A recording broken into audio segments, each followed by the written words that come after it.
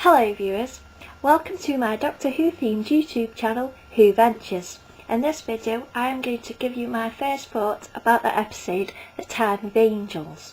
Now, this is actually going to be a rant video. I don't usually like doing rant videos but they brought back my least favourite character, and she's so more annoying than ever. She's like, "Hey sweetie, I'm just so gonna be your wife. I'm so gonna have you." It's like, so smug and clingy and just ridiculous.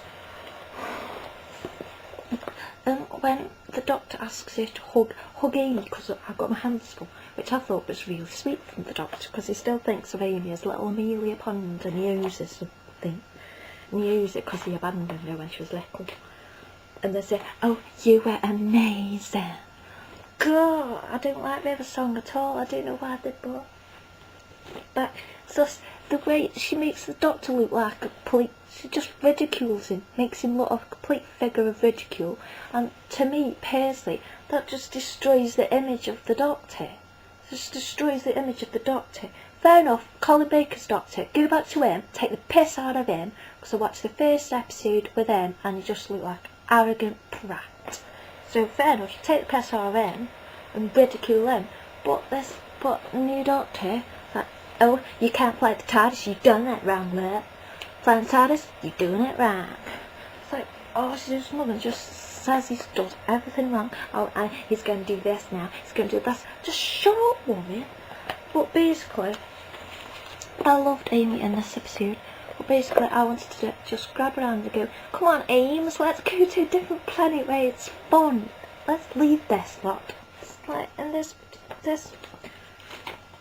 I liked when Amy said, "Oh, we're there, yeah," because that was like totally, because I thought it was a really sluggish episode. Just really slow and sluggish. It was meant to be scary, but it just shapes him through this cave. Look, there's some bits of stone. And also, don't ruin your monsters. When you need an encyclopedia to understand what your monsters do, that's when you've gone too far with them. I thought there was classic monsters in Blink, because everybody already has that thought that statues come alive when you're not looking, or your toys come alive when you're not looking.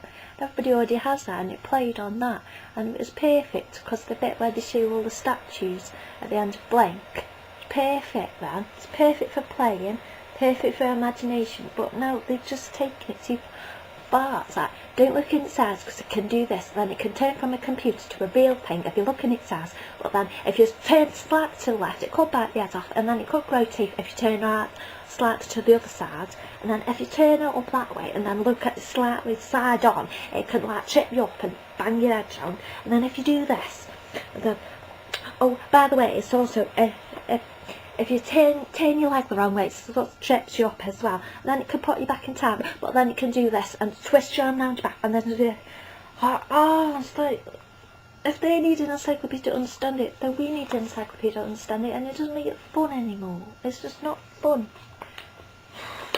And I thought the way they used it is like boom with the sound, boom with the light. That's just a cheap trick, really. That's not using the monster to scare. That's just using sound and light to make jump. I don't like it. Can we turn down the atmospheric music? You're brilliant composer, Marigold. You're brilliant music. I love your music. But whoever controls the volume, tone it down. There's just so much music. It just comes about the music more. Because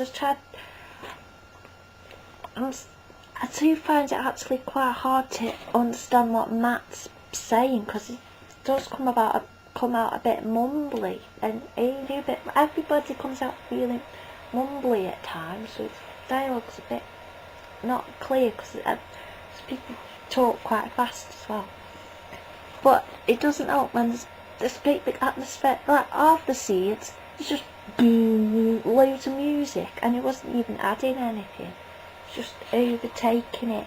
I think it would have been more dramatic if we could if they'd been pretty much next to nearly no music, so we could actually hear the dialogue. But just as music, it just seemed like it was music just for the sake of having music in it, rather than helping the episode. It's so obvious.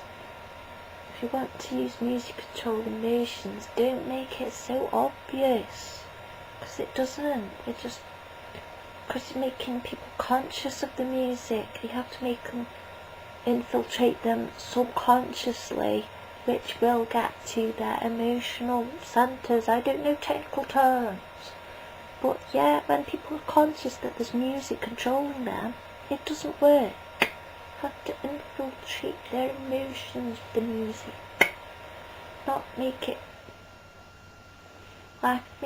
quiet in the background, not like music. So that is a rant about the music. It's excellently composed, but it's just too overpowering and loud, just too much. Thank you for watching part 1 of my sort of rant video about the Time of Angels Doctor Who episode.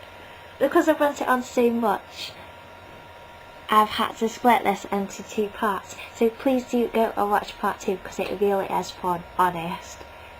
There is more ranting, but there's lots of fun stuff, fun ranting. And it's my thoughts about the episode and you really want to know, so go and watch it right now. Yay!